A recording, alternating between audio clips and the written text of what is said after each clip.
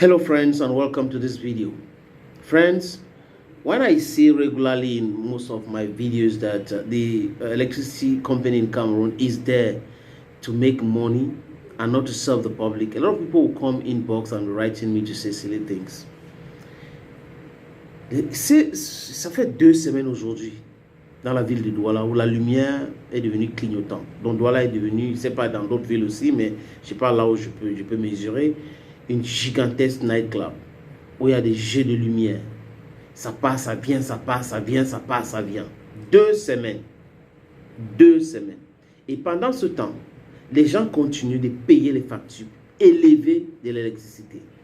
Rien n'est fait. Vous allez retrouver des présidents des ligues des consommateurs et autres qui ne disent rien juste parce que cette société, normalement, parce que si vous ne parlez pas d'un problème qui concerne les consommateurs, ça veut dire que vous êtes en train de manger là-dedans, je suppose. Quand Bargangele, le chef de la police, avait écrit au directeur général de Eneo, j'avais fait une vidéo, et il y a eu des gens qui sont venus me raconter des choses, non, les sous-traitants ceci, les sous-traitants cela et tout. Mais vous ne pouvez pas avoir une société comme Eneo Sonatral, mélangée, qui est là pour vendre l'obscurité aux Camerounais et penser que vous pouvez développer un pays avec.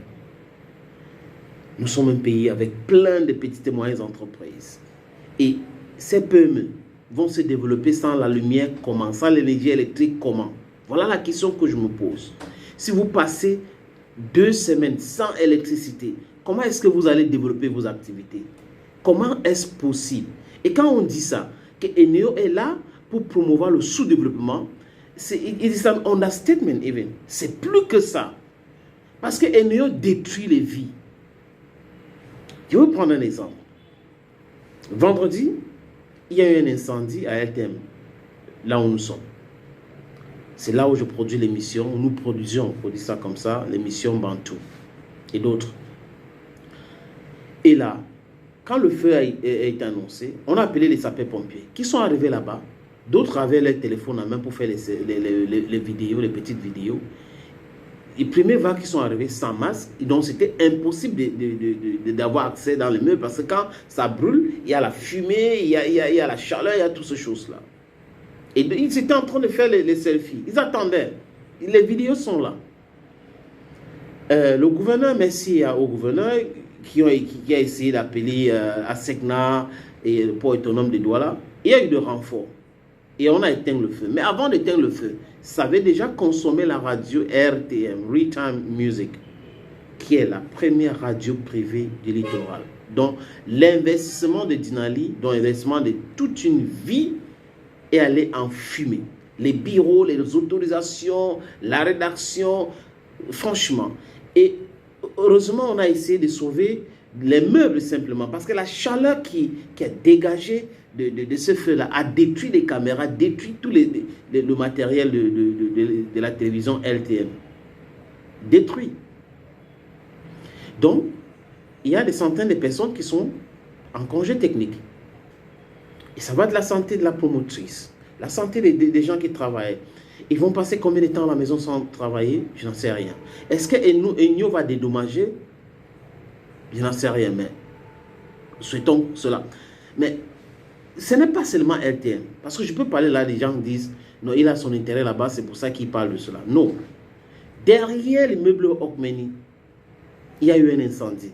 Et j'ai appris hier qu'il y a eu 2 morts. Donc, quand la lumière passe, ça arrive en force, les techniciens peuvent expliquer, il y a Q-circuit, et bam, incendie.